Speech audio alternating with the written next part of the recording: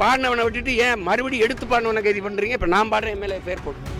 கள்ளத்தனம் செய்த காதகன் கருணாநிதி, சதிகாரன் கருணாநிதி, சண்டாளன் கருணாநிதி. போடு ஓடு பாப்போம்.